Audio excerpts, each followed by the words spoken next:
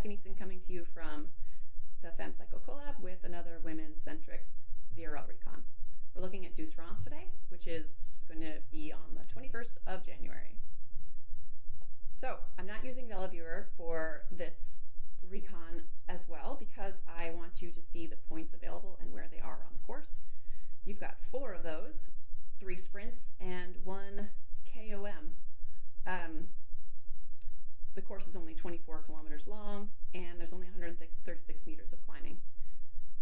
So bike as aero as possible. I love my Dogma, and everyone should go with a disc wheel if they have it, because that is where you're going to get that little extra amount of speed that you want. The race song was pretty easy for me this time. Dernière Danse is a great EDM song, and it's French, so do it. And maybe put on your beret, even though it clashes horribly with the Coalition kit. So here are your Aero, Draft Fan, and Ghost power-ups and the likelihood that you're going to get each. They last for a different amount of time, so just pay attention. So the Aero only lasts for 15 seconds and the Draft Fan lasts for 40 seconds. The Draft Fan will give you extra draft. However, it only works if you're behind someone. So I kind of feel like you might even be able to change your strategy within the course based on which power-up you have. So for instance, an Aero helmet that makes you faster would be deployed at a different time than the Draft Fan, because in the Draft Fan you want to be able to have 40 seconds of being behind someone and getting that extra draft, as opposed to the Aero helmet, which doesn't really matter if you're out front or behind someone. You might have more draft because you're behind someone, but it's going to work either way. So you can explode out the front of a group with the Aero helmet, but you don't want to do that with the Draft Fan until the very end of its usage. So you're going to get power-ups at each of the segments, at the Ballon Sprint, the Aqueduct, and the Pave Sprint. And so for each of these segments, other than the Ballon Sprint, you're going to have something going into it. So here are my course notes. I like to be more descriptive, I'm finding, than other people, but it helps me. So if it doesn't help you, then feel free to use, Level does great ones. And I've seen some others out there, and Eric at Swift Insider does a good job describing each of the sections of the course as well. So whatever helps you, do it. So this course, I'm going to go through this and then I'm going to put the Recon on the back. So the climb to the intestines is right out of the gate. Starts at just half a kilometer in, and there's 3 climbs into and through the first part of the intestines. It's kind of, they're shallow, so it's maybe 4%, maybe hitting 5% once, and then you're going to go down. I think that you can waste a lot of energy going through these intestines if you just are reacting. So again, kind of the theme for this one is have a plan. If you are just looking to hold on until you get through these climbs, then don't put out more effort than you have to. As you go over the top of a climb and into a descent, you might want to push, but then as you're descending, if you're on the back of the group or in the middle, try to put in as little effort as possible and ramp up your RPM so that as you start going up, you move through the group and then you can slide back. So in that way, you can save a lot of energy if you want your legs to be fresh for the Ballon Sprint. After you get through those 3 climbs with a lot of turns, and remember what I've said about turns on Zwift, 0 draft. So you hit some small undulations after you get through those 3 climbs, and those will cut your speed just a little bit.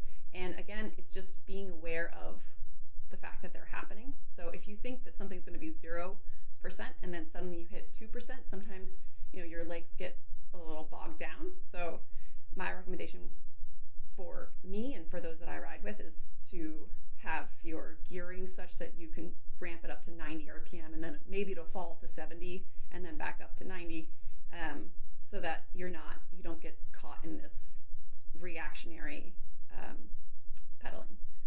So the Ballon Sprint's at 6.75 kilometers. It's pretty short at 210 meters. Nobody has power-ups going into it, so you don't need to worry about somebody being able to pass you because of an advantage of a power-up. However, there's a descent leading into it, so that's going to affect those sprinty sprinters who are hoping to sag. There's a cap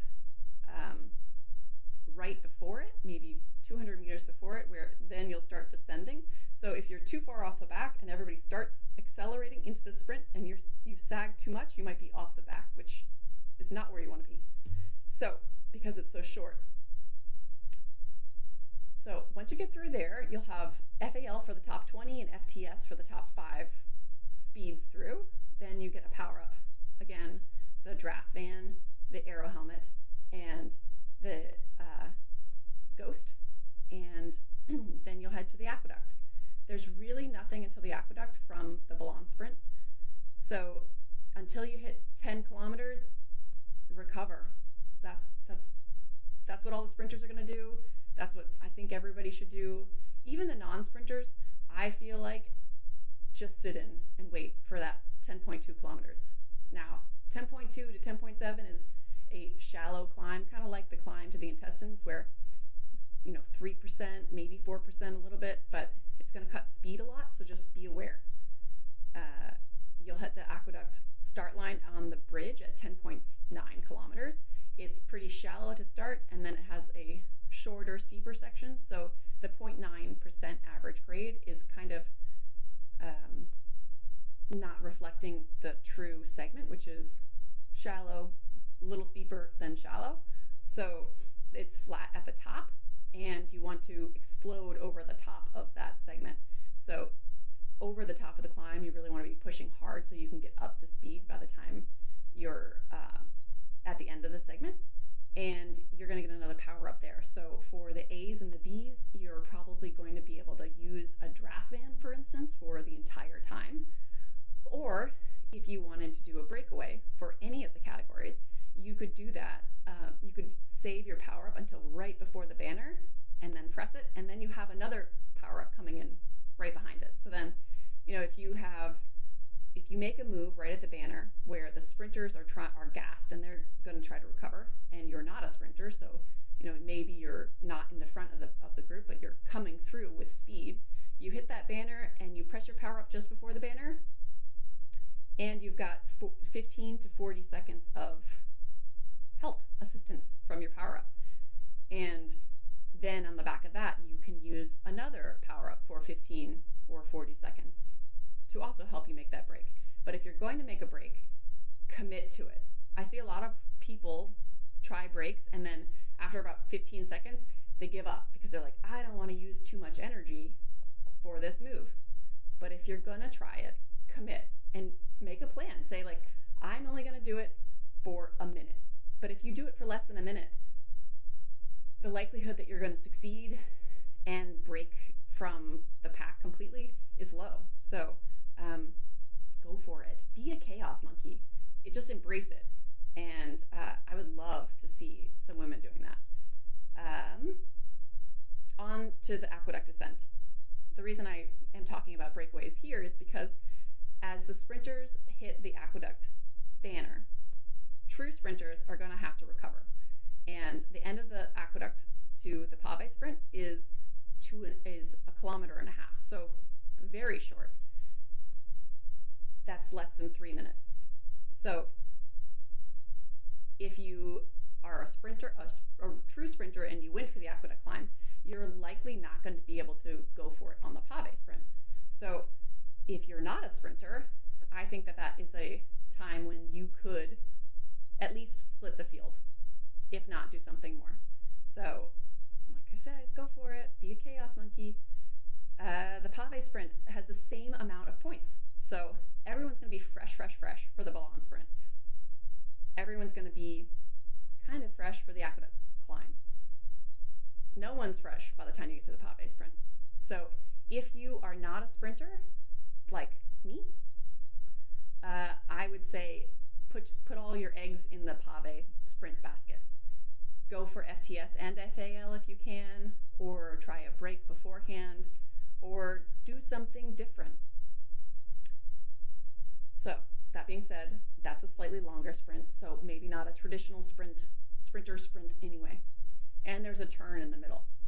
So once you're through that, you've got a lot of flat to go to the finish, about 11 kilometers, with really only 2 or 3 spots where your momentum's going to be cut a lot. One of those is at 18.4 kilometers, and that's the biggest one that I saw. And you're going to hit the Marina Sprint at 23.9 kilometers. It's a slightly longer one.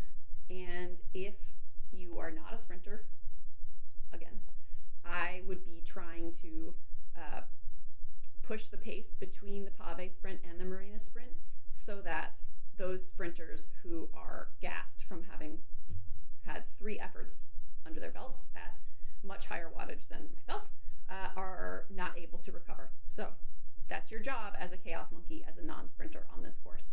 So go enjoy it and bust through that Marina Sprint. It's 0.34 kilometers. It's still got FAL to 20 and FTS for the top 5. And on top of that, there's podium bonus points for the top 5 finishers. So the majority of the points are coming from that finish. So if you can finish in the top 5, you're really going to pull in a lot of points for your team. So that's all I've got for this course. I do want to note that the Ghost you cannot use for the finish line, and because that sprint starts just less than 400 meters from the line, you can't use the Ghost for that sprint. So if you get a Ghost through the Pave Sprint, you got to use it someplace before 23.8 kilometers.